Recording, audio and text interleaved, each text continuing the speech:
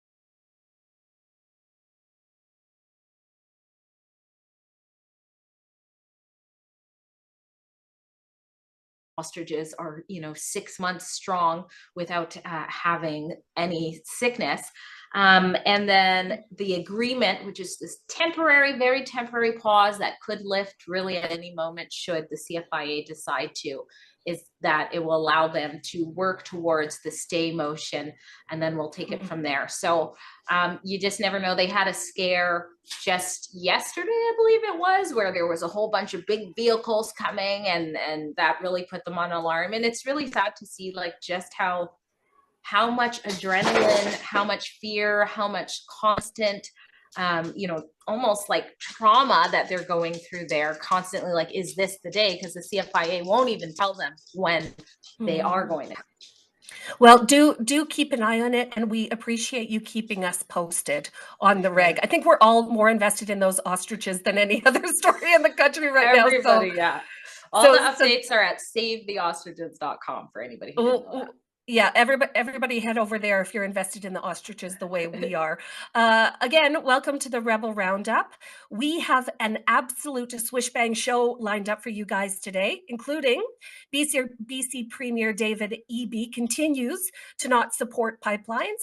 Alberta Premier Danielle Smith slams the Liberals' 2050 net zero crazy agenda. And surprise, not surprise, there are 5 million immigrants in the country with expired visas. These are all stories that we're going to talk about. But first, if you like the program, if you wish to support the program, and more importantly, if you have a burning comment that you want the rest of the country to see, there are several ways to do that. If you're watching us on the free speech platform of Rumble, you can leave us a Rumble rant, $5 or more. But like seriously, you can send us $1,000. Nobody will get mad at you. No, yeah. You can send us $1,000 and we will read it on the air. Also applicable to the $5 limit too. You can do the same on YouTube with the super chat. And if you're not watching this live, if you're watching this a little bit later in the day because you have things to do, you can leave us a super thanks. You can send us the dollars. We will read your comments on air. We will delight in you, and you will be our favorite people. So just before we get the show started, just before we get the show on the road, I'd like to make this the official invitation.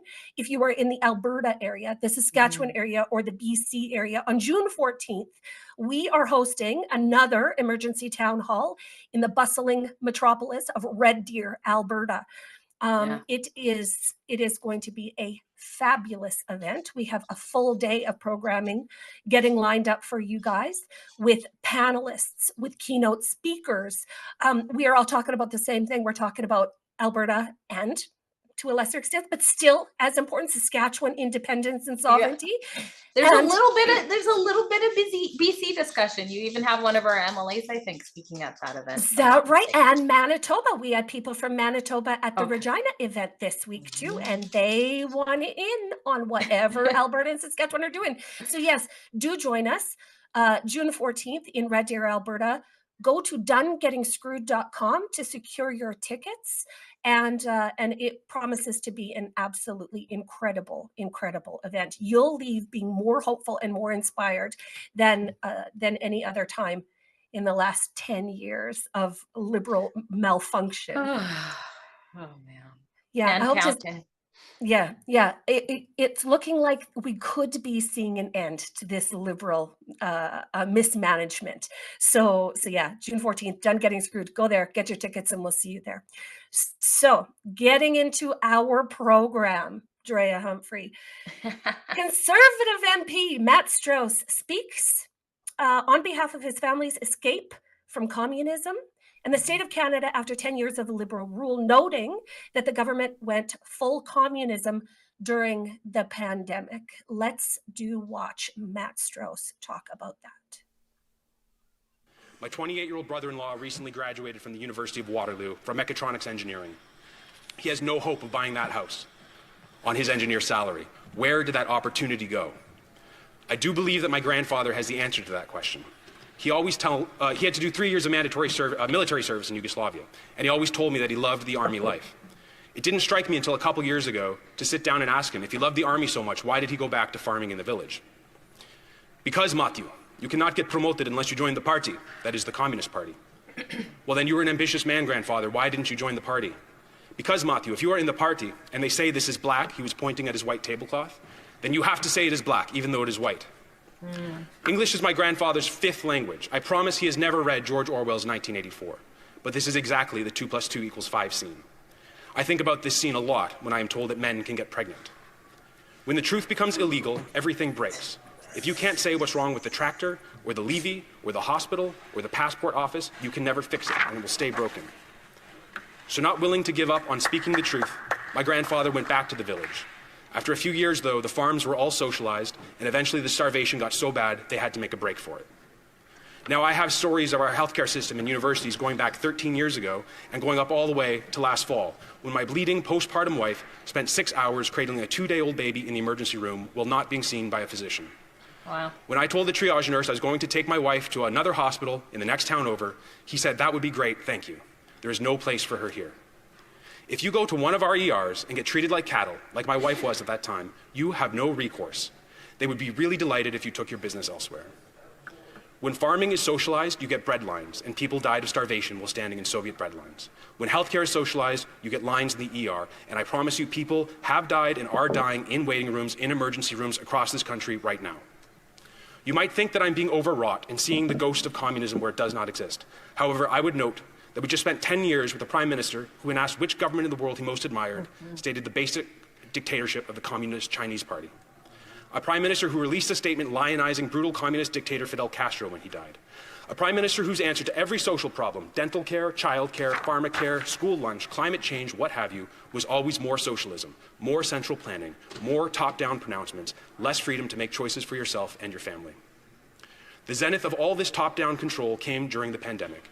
The members opposite went full communism. They locked Canadians down in their homes. They ruined weddings, funerals, Easters, proms, and Christmases. They closed the borders. They kept mothers from children and brothers from sisters. They deprived this House of its ancient rights. They spent $600 billion of taxpayer money with no budget, doubled our national debt to pay healthy 16-year-olds to sit in their basement. Then, as now, they did all this in the name of crisis management. Evil. Physicians, professors, and journalists who spoke out against these abuses were hunted down. They had their licenses and their jobs threatened. I know this because it happened to me. At Queen's University, where I taught, Jane Philpott herself, one of the only 2 cabinet ministers to speak truth to Justin Trudeau's power, informed me in her dean's office that the reason the administration had to harass me was that I criticized the government. That is a direct quote. Of course, the Prime Minister and his commissars were immune from all of this. He could attend gatherings of greater than 5 if it suited his political purposes, like a George Floyd protest in Ottawa, and he did. Mr. Speaker, the Liberals claimed unto themselves the power to censor the news, to violate free speech in the name of fighting misinformation, while they themselves promoted misinformation. They gave luxurious contracts to their friends in academia to promote their misinformation. They gave hundreds of millions of dollars to mainstream media to promote government narratives. These 3 institutions, government, media, and the academy, have important roles in society to regulate each other. But under the federal government's bribery scheme, they have ended up, like the butcher, the baker, and the candlestick maker, out to sea, stewing in each other's bathwater. When ordinary, everyday Canadians came here to Ottawa complaining that their charter rights to bodily autonomy, assembly, and free movement were being violated, every member of the Liberal caucus voted to trample their rights further. They violated Section 2 and Section 8 of the Charter in imposing the Emergencies Measures Act. It is not me saying that, but Justice Mosley of the Federal Court. They trampled on the charter rights they claimed to revere, and then they laughed about it. The current Minister of Transport, in particular, laughed about it, Mr. Speaker. If we cannot speak truth to their power, everything will continue to break. And that is why I had to come here, Mr. Speaker. I refuse to be a cog in their broken machine. Wow. So good. Just gorgeous. Absolutely gorgeous. Now, he's the former director of critical care at Guelph Hospital. And seeing him in there, he was also one of the first doctors to speak out during the lockdowns, very early lockdowns, not even before the jab. That's before the jab came out, and he talked about the harms of the lockdown. So that's what he's touching on there. I mean, they've got a real smart freedom fighter in there who's just shot fired after shot fired, pulling out, exposing communism in Canada. I mean, that was just so powerful and so long overdue. It's nice to see that we've elected some people willing to speak to this. To reflect Canadians' experience of that time. Yeah. Because for the longest time, it's been 5 years and we've been told what happened to us didn't actually happen to us. Yeah. The harms that we suffered, we didn't actually suffer. Because if we would only stop spreading this misinformation and start repeating the narrative, well, maybe we wouldn't be harmed as much. Maybe we wouldn't be suffering as much. If you just get on their program, it wouldn't be so devastating to people. And yet here we have a truth teller, a truth teller in the House of Commons, speaking truth to power and reflecting what Canadians have been saying for 5 years solid about their experiences. I really appreciate that he shared his grandfather's experience in communist Europe. We heard the same thing from Kat Canada. She came from a communist country too. She shared her experience about her mom standing in bread lines, the way that you would have to spend an entire day to get your hands on a piece of meat, just protein, and the way that these things don't happen by accident. These are all by design. And we see so many parallels between what's happening in Canada with what happened in Europe during those terrible dark days. I'm so happy that he was able to conjure his grandfather's experience. Just so powerful. And like, imagine being a Liberal MP. That's already hard enough to imagine, but sitting there and having it all laid out, like, you would think they feel something about that, like, wow, when it's all laid out like this. And I hope they do, and I hope they change. He says that later, like, I hope under the new prime minister we're going to see something else. But you know, well, another thing that he said there that was so wonderful to hear is that saying that only women. What was it? Only women can be women, and only men can be men. I think that's the first time we've heard that in our House.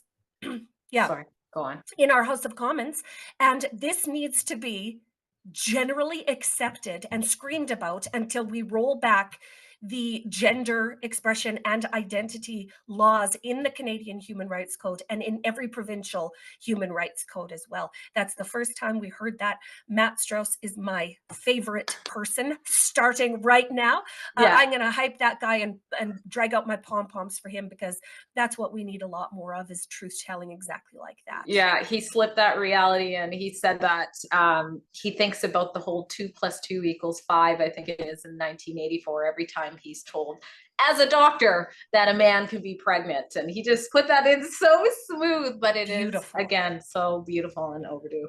Just gorgeous, just gorgeous. So we're gonna keep an eye on him. He's our Matt Strauss, Conservative MP. Matt Strauss, favorite person nomination. Yes, thank you, Matt. So moving along to pipelines and net zero and tariffs. BC, we're going to talk about your favorite person, Drea. Yes, BC absolutely. Premier David Eby says he won't be throwing his support behind a new oil pipeline through British Columbia, dismissing Ontario Premier Doug Ford's suggestion that he would change his mind. I mean, we were so close. We were so close in our last election. I mean, it was almost 50-50, right? Like, how it went. And I'm not saying BC Conservatives are perfect, but I think they would have jumped on the opportunity here that Premier Smith has presented to us. But no, we're still under socialist David Eby, who is rejecting yet another opportunity as we continue to bring in foreign oil. And this is Mr. Elbows Up, and we're going to put our economy first. I believe this was solidified, this horrible decision to reject again, another pipeline opportunity it took place in a meeting in Japan, and Nikki Sharma, who is our attorney general, his side buddy, because he's a former attorney general. She's the one who spoke on behalf, and she's like, well, we know that Premier Smith is looking out for her people, but we're gonna do ourselves. Like, we're gonna do us. This is us doing us, killing our economy, and basically pushing, I think, you guys further towards separation, because it's like, well, Yes.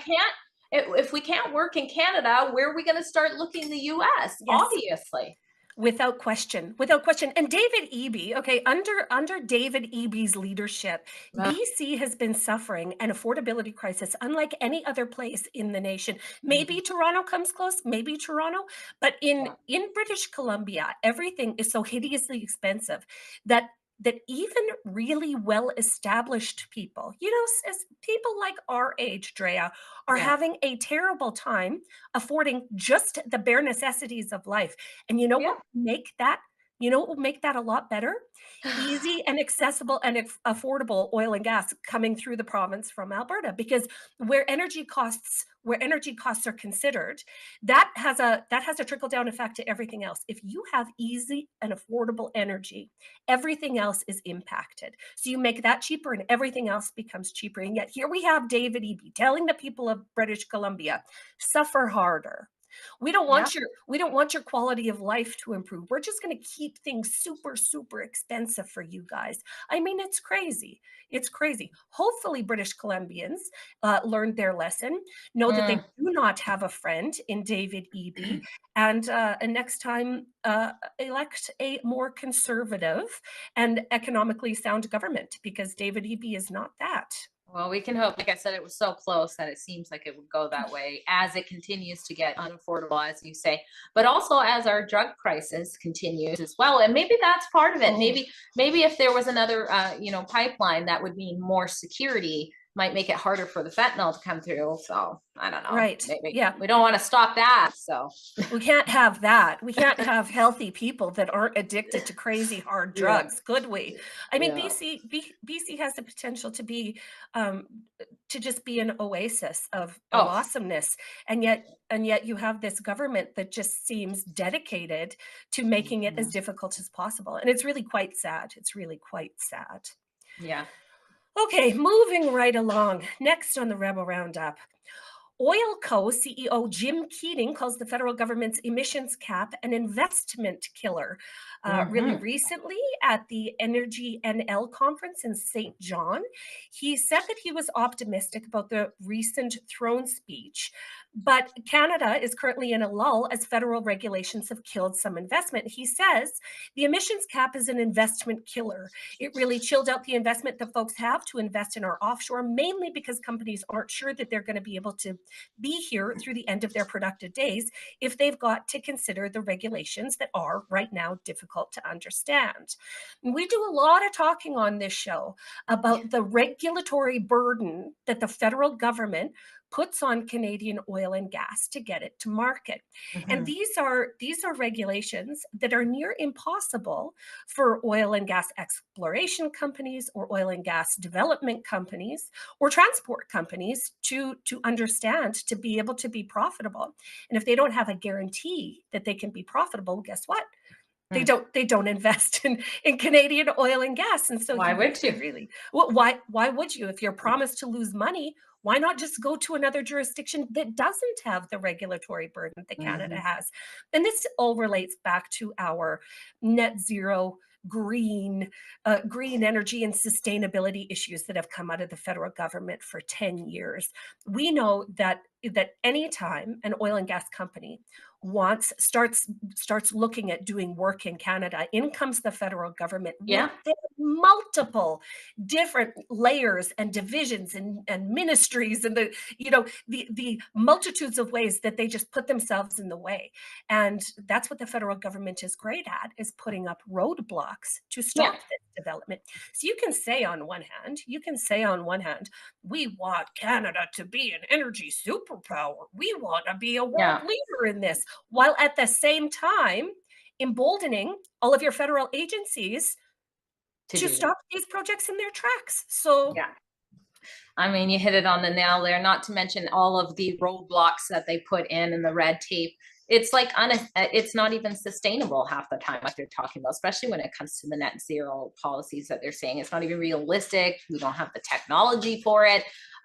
It's all a smokescreen. They say what they think the people want to hear and do the complete opposite while, taking our tax dollars to fund and make their people happy. That's exactly right. And speaking of unrealistic, calling their net zero goals, their net zero agenda, unrealistic, Alberta Premier Danielle Smith pushes back against the federal Liberals' goal of net zero generation by 2030. Let's watch Danielle Smith. 5 years. 5 years. 5 years. Yeah, let's watch. I noticed there's language about net zero electricity generation by 2050. Is that a mandate? Does that mean that the federal government is going to say you have to reach net zero by 2050, or it doesn't say that specifically? But I'm just curious, whether there's consensus on that. Because I know there's premiers that don't agree with that. I have passed. We have policy in Alberta that has set a target of being carbon neutral by 2050. My grievance with the previous prime minister is that he was trying to advance that to 2030 and 2035, which was unachievable. So if we can work towards a 2050 target, do know that the power producers in my province are looking at that as a potentially achievable target. When you look at carbon capture, utilization, and storage, the opportunity for nuclear, both conventional as well as small scale, and the conversation that we're now having about interties, that we might be able to bring in hydroelectric power. So 2050 has been a target that our province has set out. I just love that Mark Carney was gonna say something, and she's like, "Excuse me, little man, I'm gonna take it from here." Like, I know that you think you're going to talk here, but this is my area of expertise, and I'm just going to steal your thunder. Like, go, Danielle Smith. She refuses to be talked over. She refuses to be mansplained. Yeah. And she's forever advocating for the people of Alberta. I mean, there's just nothing better than her. She's the best. She's so smart too. Like, she knows her stuff. You can tell she's speaking. No one's in her ear. She just knows the solution, and she makes sense. Key words she said there was potential target for even 2050. She says it's a potential, meaning it is just ludicrous to say it's even close to being possible by 2030, 35. She's not even saying for sure it can happen, but at least she has sort of some tangible plan for it instead of our bumbling blah, blah, blah, blah, blah. What did somebody write for me in my values book again? I don't know. Like, it's just like, she's the best. She's just the best. Yeah, just hands it over to her. Okay. Like, he knows when he's beat. He knows when he's beat, and Danielle Smith beat him in that moment. No, she was not going to let him get a word in edgewise. She was going to get her point across, and she absolutely did. No, but even net zero targets by 2050 are kind of insane, considering the climate that Canadians live in. We do not live in some California, some sunny place that gets mild winters. We get absolutely hammered for 8 months of the year, and if it weren't for you do, but I guess. But could you survive without? Could you survive without heat? No. Could you survive without? Could you cook meals without natural gas? I know some places in BC have gone away from it, but still, we need reliable and affordable energy in Canada to be able to survive. And these crazy initiatives that they chase after are fair weather initiatives that they may well work in California and other places that don't have the extreme swings in the weather that we have in Canada. But even 2050, I'm not buying it. As a matter of fact, in the new country, this is the beginning of my favorite sense. In the new country, okay, we are not going to abide by this crazy net zero green sustainability garbage, because that's exactly what it is. So good on Danielle Smith for holding her own in that moment up against a wall of opposition. Awesome. Yeah, good for her. We have a little bit of a Rumble rant. Good time to read it. And for anybody who doesn't know what that is a way for you to become a part of the show. So Rumble rant is through our friends at Rumble, the free speech platform that competes with YouTube, in case you haven't become a consumer there. Or if you are on YouTube, you're still friends of ours. So you can do a super chat. You donate $5 or more, we read it. So Nana Awake donates $10. Thank you very much. and says, did you hear that after Carney's supposed love fest with premiers, he's trying to push through joining all 13 provinces for one financial system? Dun, dun, dun. This is total control. Alberta and Sask need out now. Don't forget your little cousins. I mean, there's some of us, you know. In British Columbia. No, this is digital currency, and this digital currency is something that Mark Carney explored in his book Values. He believes that it is the future of the one world government economy where all of us use the same currency, and it is completely terrifying because this is where social credit. I have a friend named Conspiracy Kevin. Okay, and right now he's being like, tell them about social credit. Like I can just hear him. So if you step out of line, right? Like if you don't follow the approved narrative, then they rescind your ability to spend the currency that they manage. So there's no escaping it. This is just another sort of communist idea, modern day communist idea that they're going to try and shove down our throats. And thank you, Nana Awake. We just love you over here at Rebel News. You're one of our favorite contributors to the show. Thank you. Okay, moving right along. Up next on the Rebel Roundup, a Canadian steel industry expert calls for a crackdown on foreign dumping. So the Canadian steel industry and a billionaire steel tycoon are calling for an immediate crackdown from Ottawa on dumping of foreign steel into Canada to appease U.S. President Donald Trump, who has ratcheted up the trade war. This is from the Globe and Mail. So Trump on Tuesday followed through on his threat to double tariffs on steel and aluminum imports into the United States to 50% from 25%. And what I will say is this. Say it. How's that mouthing off to President Trump working out for you, Doug Ford? How's that working out for you, buddy? Because I know, like, just yesterday, as recently as yesterday, there goes Doug Ford running his ham-faced mouth about President Trump and the attacks. We're under attack from the United States and we're going to be real tough on them. Well, look what happens when you do that. Like, perhaps consider a different approach. Because I guarantee if they would have been nicer to the Americans, who P.S. buy most of our things in Canada, the Americans wouldn't be so testy at us right now. Well, I think the beef really started with Ford when he threatened to shut down electricity.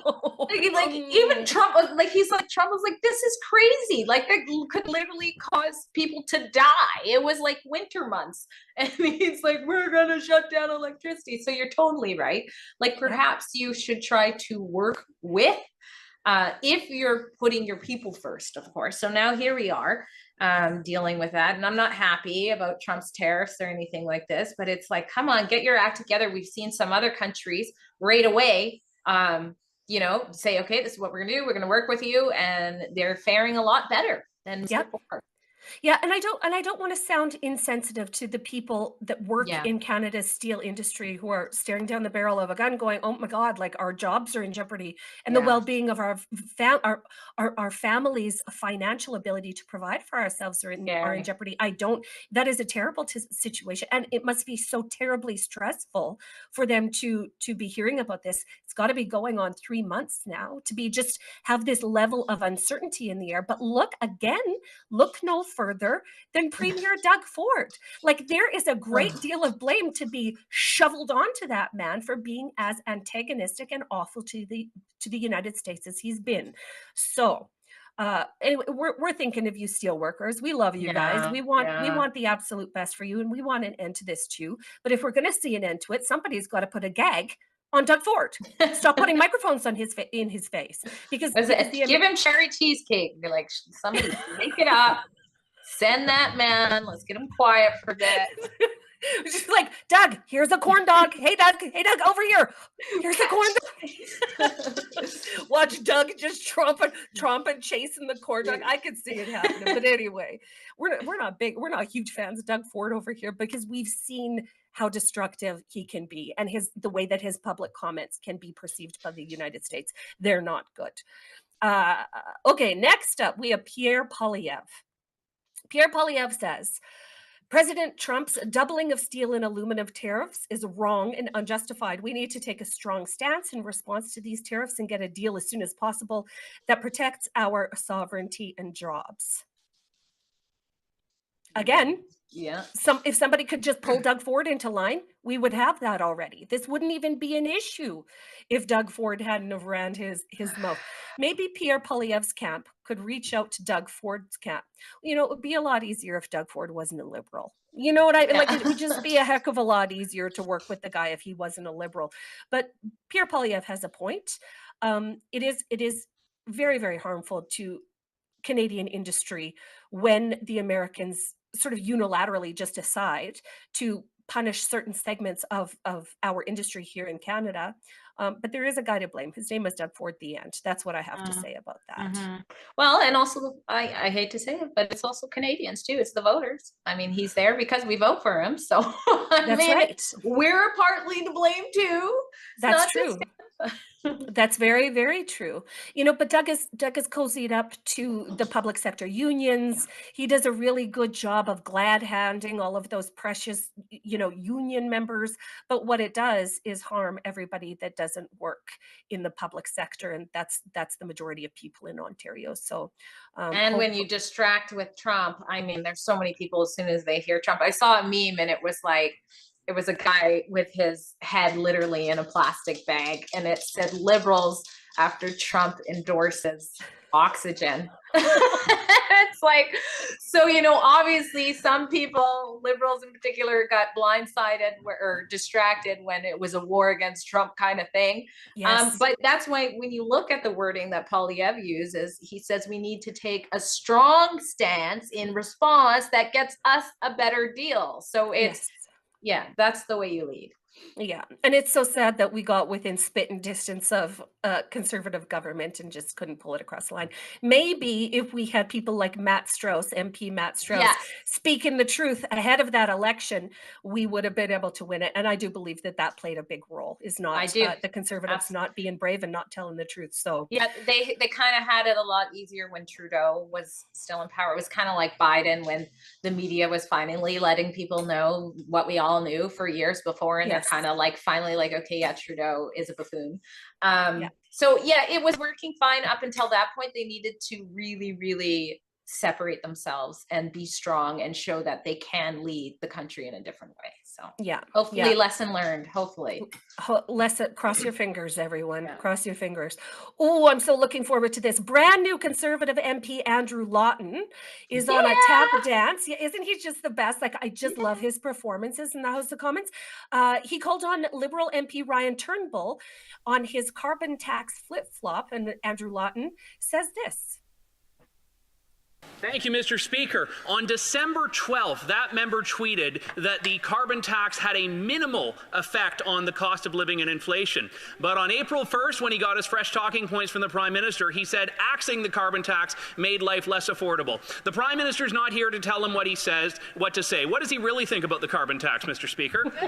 We have a member for Whitby, 25 seconds. Well, thank you, Mr. Speaker.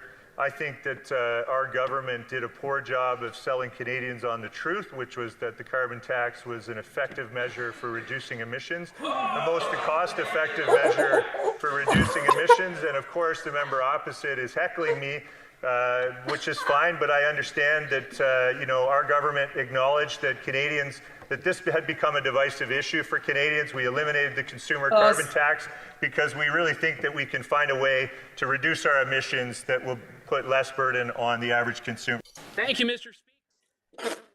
So they didn't mean it after all. Like, they didn't quite mean it. They don't understand how destructive and how expensive their carbon tax fiasco was. And here they are, just falling right back into it. They're so out of touch, but I think we did a poor job on selling how good the carbon tax was. You mean your propaganda failed because we can't afford anything? I mean, how out of touch was that sentence? And then it's like, oh yeah, but then we realized it was divisive. Since when do the Liberals care about anything being divisive? I mean, like, that is not the motivator for them to stop. You mean it was an election and it was clear an issue and you guys had to copy everything Poilievre was saying. Yep. So you pulled the carbon tax, you know, that winning argument that you've been ignoring the entire time. Yes, Ugh. yes. And at the same time as they're sort of acknowledging that nobody got more back than they put into the carbon tax, which was Finally. an insane premise to begin with. Ugh. How exactly, like, the math ain't mathin'. Nobody is going to get back more than they put in, right? And so to hear Andrew Lawton go on a tap dance over him, that was absolutely incredible. More Andrew Lawton, please. More of him. Yes. More of him. And more of this trend of these people who, face censorship and, they have their backs against their wall talking about certain issues that were, Andrew Lawton did that with True North, and Dr. Matt Strauss did that. But also we have Kia Bexte's father up in there too. Putting waves too. Like, I don't think the House knows what they're up against. I'm just happy to see it. Well, it's incredible, isn't it? Yeah, it's really incredible to see. It's going to be so interesting to watch the Conservatives be let off their leashes, because that's what we were. We were leashed. I mean, we were so overwhelmed, and we made such big gains that now we'll be able to hear the truth from our Conservatives. And they better stay off their leashes. Yeah, that's better right. Be no over management within the party. Exactly. Muzzling them up. No marionette managing from on high. No, we want the truth from these guys. This is why we elected them. Okay. Oh, well, this is I just said barely anyone comes to our door at this time, and sure enough, someone's ringing the doorbell. So. But you go, I'll mute. We've been at this for quite some time already, so I think now is a great time to take a little bit of a break. We'll be back on the Rebel Roundup right after this.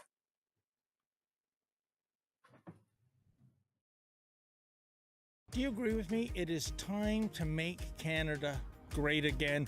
And that is why we at Rebel News have teamed up with MCGA hats to introduce, the fashion sensation of 2025. Oh, and by the way, these beautiful hats, they are made in Canada. We don't rely on cheap imports coming over from China. So what are you waiting for, folks? Show your pride. This is the perfect thing for a patriot to wear, or maybe there's a patriot in your life that you would like to gift such a hat. Please go to mcgahats.ca. That's mcgahats.ca. Don't be shy about it. Wear this cap. Let everybody know you want to make Canada great again. Oh, hi, it's Ezra Levant here in Toronto with an important message because we need your help. Independent journalism in Canada is under attack. Government censors, big tech deplatformers, and the dying legacy media are all working together to maintain exclusive control on the information you receive. They don't want you to hear other voices like ours, and they really don't want you to be informed and to think for yourself. That's why the work we do here at Rebel News is so important. Our on-the-ground reporting, independent news shows, and special content you won't find anywhere else. It's all designed to give you trustworthy information and alternative viewpoints so you can decide for yourself. We don't get government money, and we are not owned by some big global conglomerate. We're funded by people just like you, so please support independent journalism and help us continue our work by subscribing and becoming a Rebel News Plus member today, right here on the page. Go to rebelnewsplus.com. Members get instant access to all of our shows, invitations to exclusive events, and access to our premium content like live event footage and documentaries you won't see anywhere else. Only Rebel News Plus members can join the conversation by participating in the comments section of our new website. That way you can have your say too. More than anything, though, you'll be able to take pride in supporting real, honest journalism, and you'll help our talented team continue to do the work to push back on the establishment. We really can use your help. We need it, in fact. So thank you, and enjoy Rebel News Plus.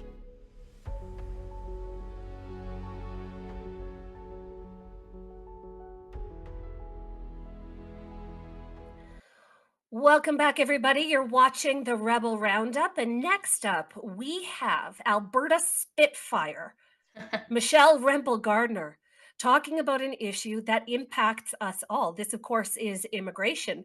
We have a housing shortage, massive healthcare wait times, and job scarcity. And now we are going to hear Michelle Rempel-Gardner talk about that. Mr. Speaker, the Liberals invited millions of migrants into Canada, knowing full well they didn't have the economic and social infrastructure to support them. Now Canada has a massive housing crisis, endless healthcare wait times, and countless Canadian youth without jobs.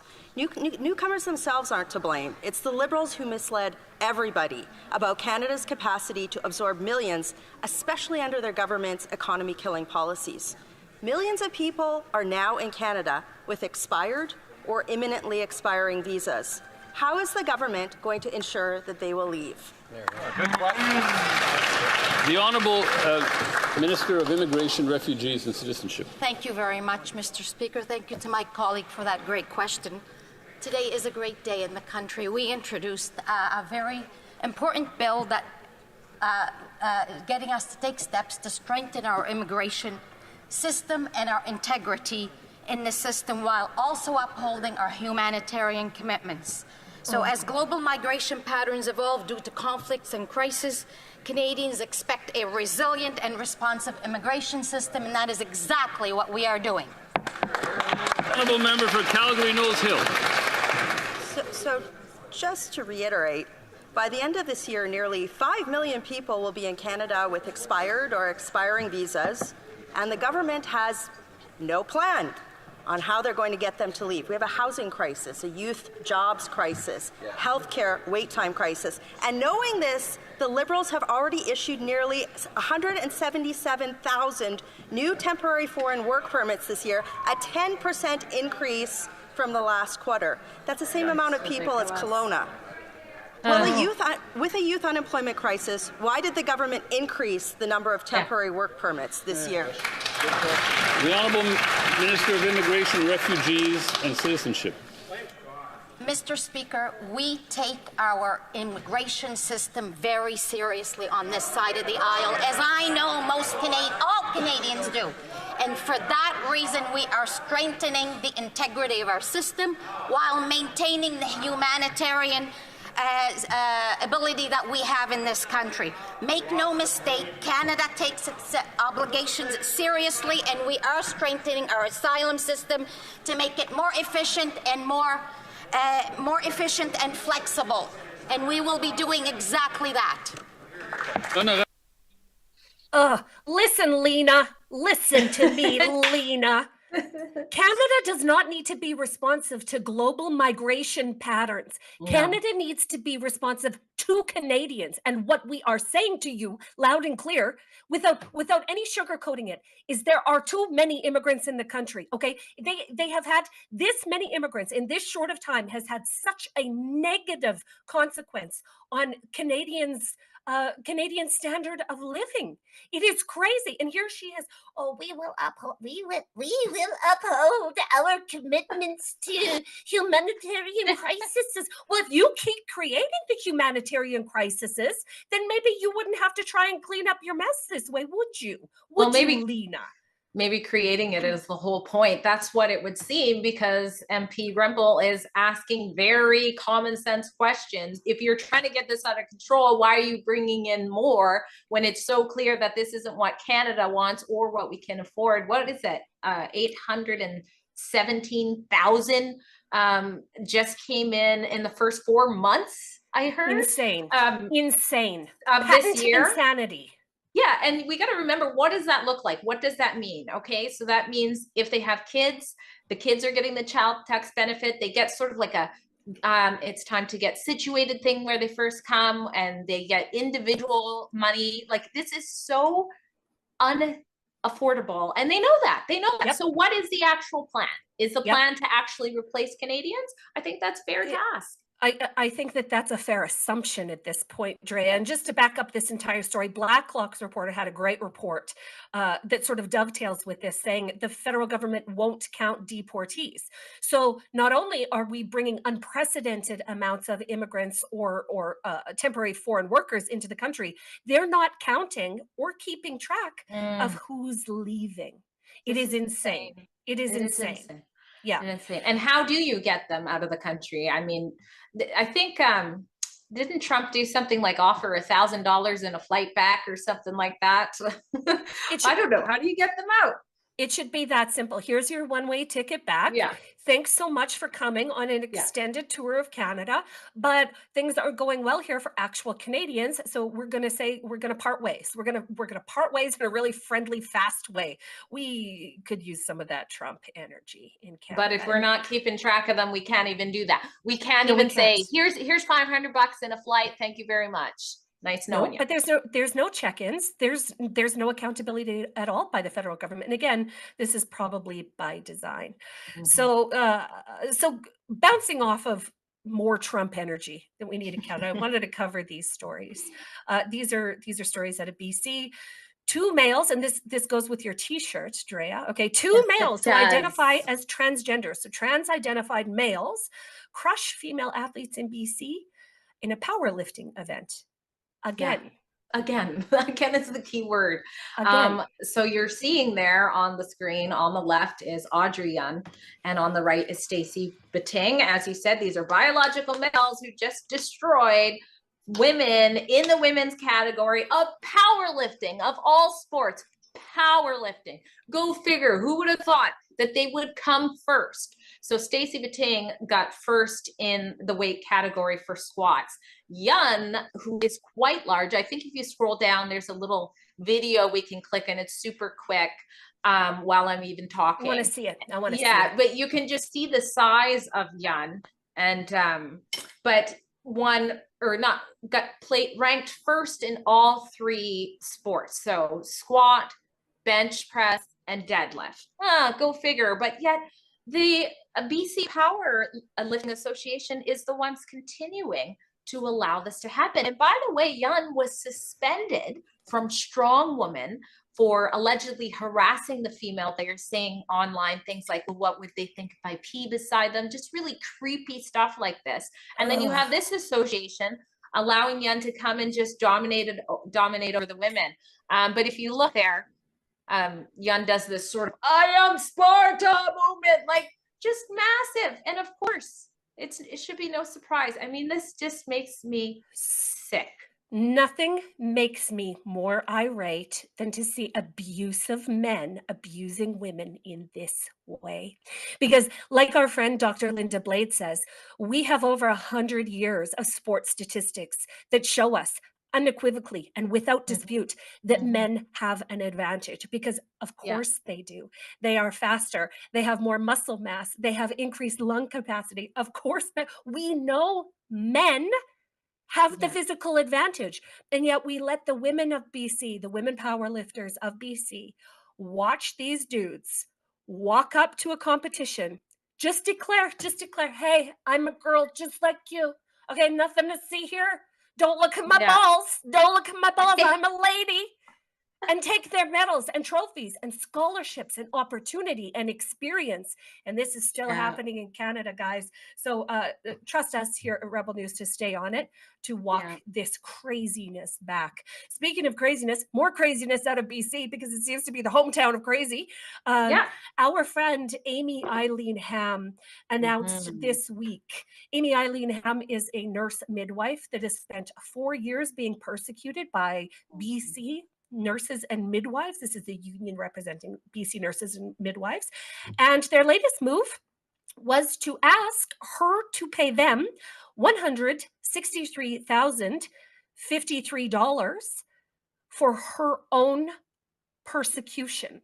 So they dragged her through this crazy 4-year uphill battle where Amy, who is a midwife, who delivers babies out of women, only women have babies, okay? This is somebody who knows what a woman is, knows the importance and honors women's contribution to humanity, and who was punished for over 4 years by those woke lunatics, and now they want $163,000 from her. It is so disgusting. She's not even allowed to be a nurse anymore. And remember that the complaint it was like 1 to 2 anonymous complaints that had nothing to do with anybody she ever cared for. It was never a patient. It was just somebody angry because she was involved in that I Heart J.K. Rowling billboard that went up in Vancouver. One of my first reports was actually covering that.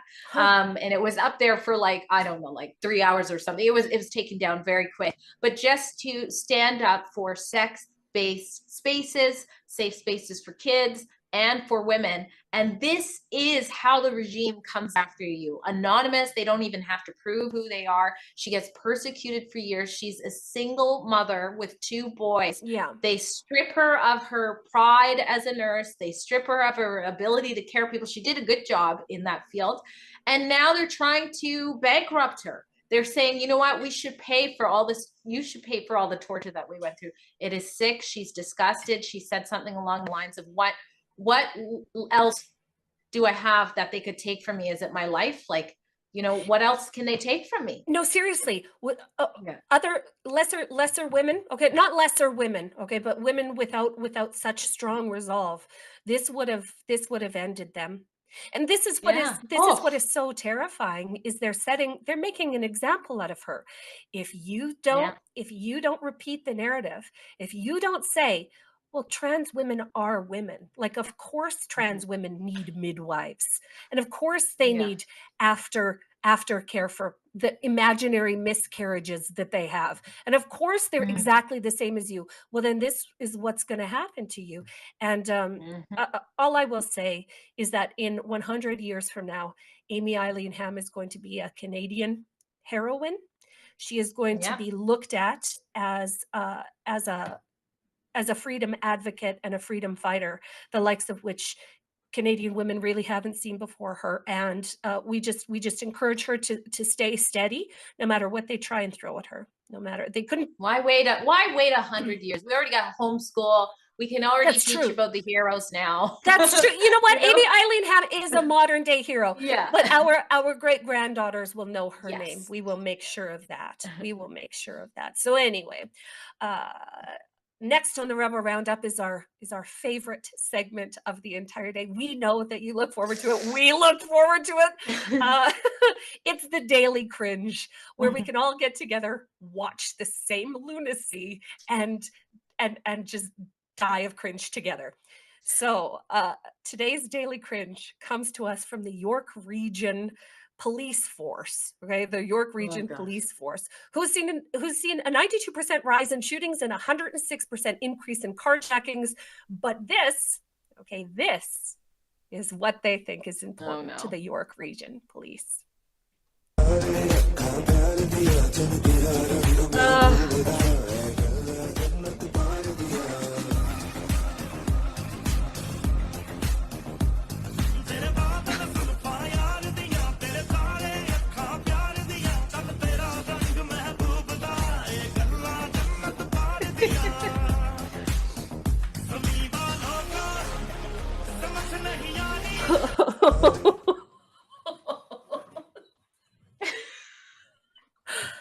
I mean, you know how criminals are terrified of jazzercise?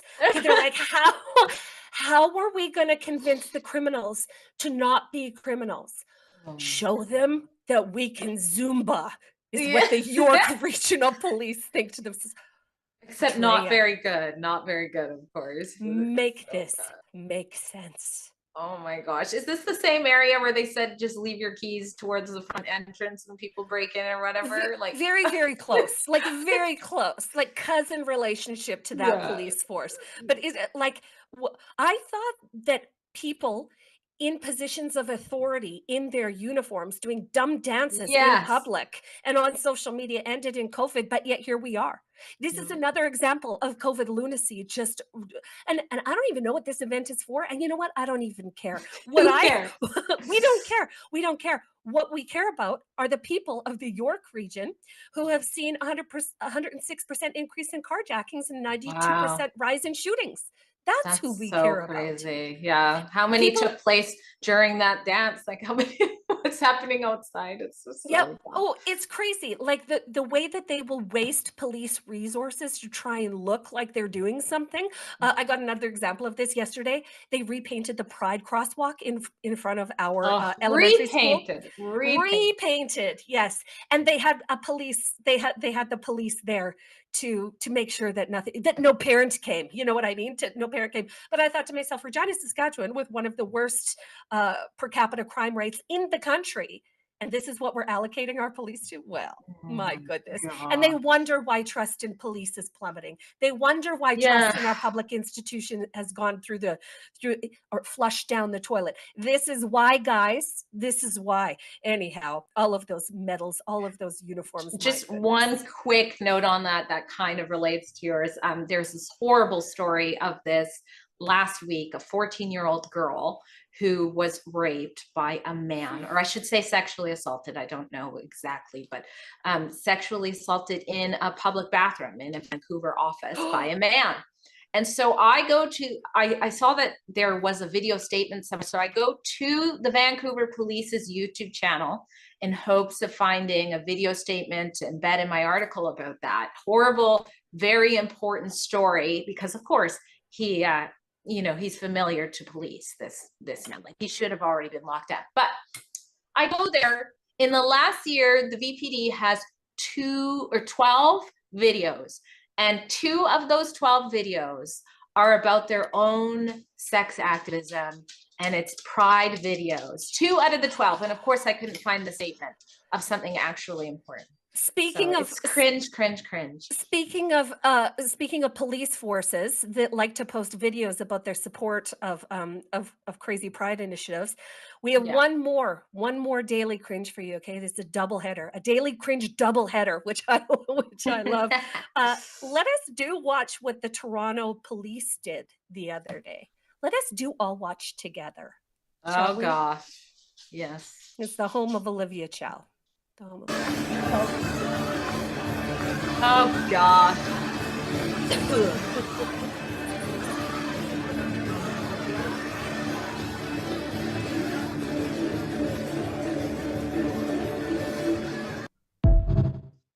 What does this have to do with protecting us and keeping us safe? Serving and protecting, like, oh, it's so infuriating. They are supposed to be neutral. And at least with the cringing, I'm getting a little bit of a stomach workout, during this last 3 minutes. I mean, I can just hardly control my gag reflex watching a man dressed as a woman behaving like that in public, and having our public officials just sitting in the background grinning, just like, oh, this is totally normal behavior. The police are saying, and what the left-wing media will tell you, what the corrupt mainstream media will tell you, that person dancing on the stage is the most vulnerable population in the country, which is insane. The Green Party's trying to pass a motion to say that the LGBTQ plus community is being genocided in Canada. I mean, does that look like genocide? Never in the history have people being genocided have had 6 hours to prepare for their public genociding. Okay, like in their sparkly costumes and in their crazy makeup with all of the fake hair and nails and all of the pantyhose and sorry. Listen, Sorry, I don't guys. care if you're a drag queen. It's just like our police need to be our police. I don't need to know what their sexual orientation, whatever is, and what they prefer. I don't want to hear about any of that. I want to hear about you fighting the crime. That's what I want to hear about. I do care about drag queens. I do care that men dress up as women, go into our public spaces, public libraries. That's a different story. Drag queens are the gateway drug for all of the rest of this. Like RuPaul, I hold queer RuPaul. Queer theory is at the root of all this. I will say. Yes, and that's part of it. But like to support this publicly, gross, like absolutely gross. Before we wrap the show up, we have a couple of super super chats or rumble rants that we want to read.